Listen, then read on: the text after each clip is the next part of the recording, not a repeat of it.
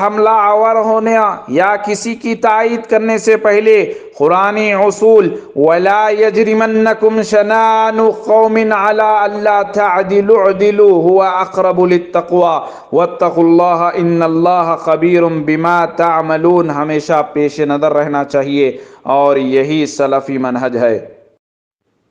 وہ کس درجے فقیان حرم بے توفیق! 1 جنوری 2022 کو شہری جمعیت اہل حدیث حیدرآباد سکندرآباد کے مرکز لنگر ہاؤس میں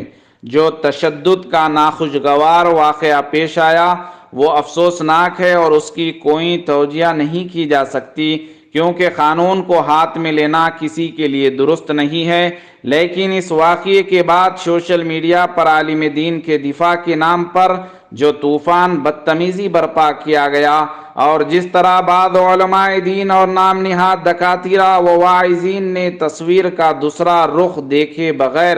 اور بلا کسی تحقیق کے ذمہ دارانہ جمعیت کو آڑے ہاتھ لیا، اور منہج سلف کی دہائی دیتے ہوئے کئی سالوں سے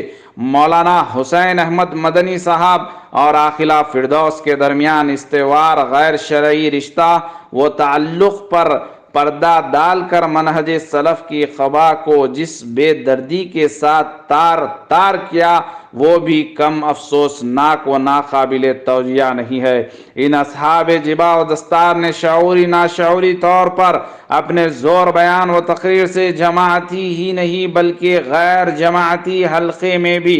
جماعت کی بدنامی کا سامان فراہم کیا، اور شہری و صوبائی جمعیات کے ذمہ داران جن میں علماء بھی ہے، عوام کا جو اعتماد متزلزل ہوا۔ وہ الگ افسوس کی بات یہ ہے کہ سوشل میڈیا میں اس دوسرے پہلو پر کسی کو لب کشائی کی توفیق نہیں ہوئی۔ مولانا حسین مدنی صاحب جو زیادتی کا شکار ہوئے نے کل تک ہر طرف سے مطالبے کے باوجود اپنے بے گناہی کے سلسلے میں کوئی بیان کیوں نہیں دیا، حتیٰ کہ جس مجلس میں وہ زد و کوب و تشدد کا شکار ہوئے اس میں بھی عورت کے الزامات اور اپنے بے گناہی کی صفائی پیش نہیں کر سکے، بلکہ مجلس کے مطالبے کے باوجود خاموش رہے، جس سے لگتا ہے کہ دال میں کچھ کالا ضرور تھا۔ یہی وجہ ہے کہ محفل میں موجود دو لوگ، جن میں سے ایک خود مولانا حسین مدنی صاحب کے بااصرار بلائے ہوئے تھے، مارے غیرت کے جذبات ہو گئے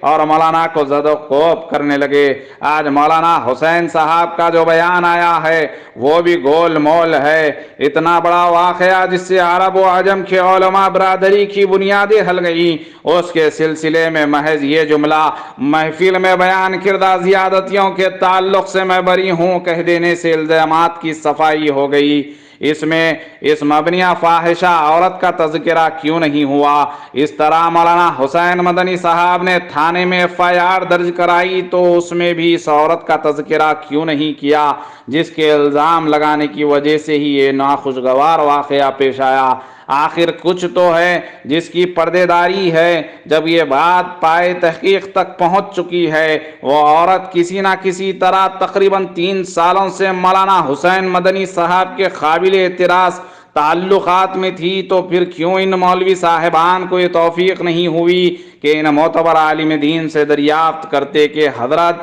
آخر آپ کس شرعی و اخلاقی بنیاد پر 3 سالوں تک اس عورت کو خلوت و جلوت کے ساتھ بنے رہے، اور اہل ایمان صورت خورشید یہاں وہاں ڈوبتے اور نکلتے رہے؟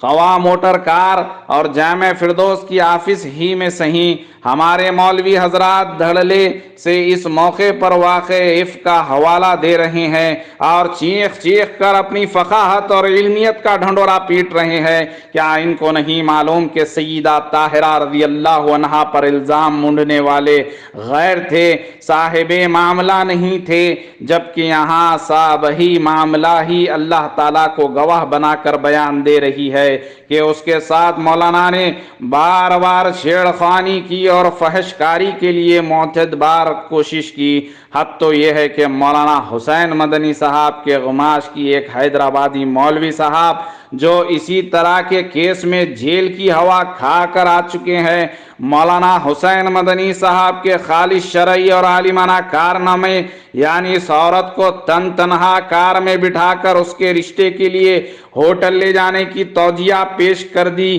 کہ جس کا کوئی ولی نہیں ہوتا تو اس کا امام ولی ہوتا ہے۔ چونکہ مولانا حسین مدنی صاحب جمعیت کے ذمہ دار تھے، اس لیے وہ اس عورت کے محرم ہو گئے۔ نعوذ باللہ، ہوئے کس درجے فقیان حرم بے توفیق۔ مجرم تو مجرم ہے، خواہ مولوی ہو یا غیر مولوی، دونوں کی عزت برابر ہے۔ یہ کیسا دوبارہ معیار ہے کہ مجرم مولوی کی تذلیل اور مار پیٹ ناقابل برداشت ہو جاتی ہے، مگر دیگر مجرمیوں کی کردار کشی کی ہر ایرے غیرے کو کھلی اجازت ہے۔ حالانکہ اوروں کے مقابلوں میں مولوی سے اس کے جرم کے بارے میں زیادہ باز پرس ہونی چاہیے، خاص طور سے وہ امت کے کسی منصب پر فائز ہو، کیونکہ جس طرح ایک عالم دین نبی کے وارث ہوتے ہیں، ان کا مقام بلند پر فائز ہوتا ہے اور سماج میں اخش الناس قرار پاتا ہے، اسی طرح جب وہ کسی اخلاقی جرم کا ارتکاب کرتا ہے تو اس کے جرم کی شناعت و قباحت کئی گنا زیادہ بڑھ جاتی ہے۔